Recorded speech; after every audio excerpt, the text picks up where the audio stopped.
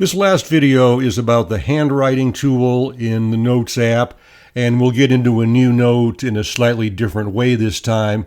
From my apps library, I'm going to swipe downward diagonally from the upper right corner, and I'm going to tap on the new note control in my control center. And now I'm going to tap on the handwriting tool.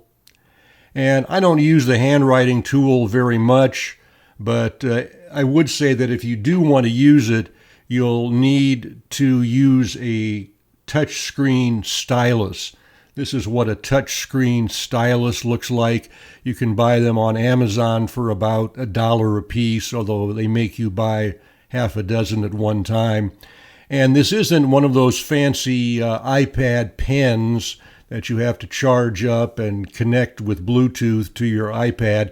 This is just a very low-tech pen that has a rubber tip instead of a pen point.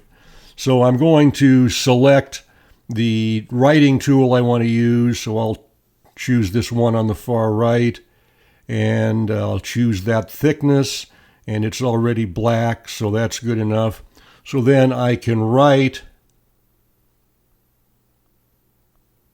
with my stylus.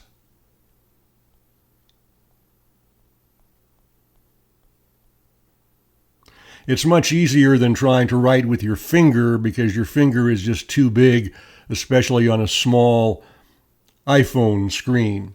The other tip for handwriting is if you run out of space in your note and you need more space, you can swipe up with 2 fingers and create more blank space.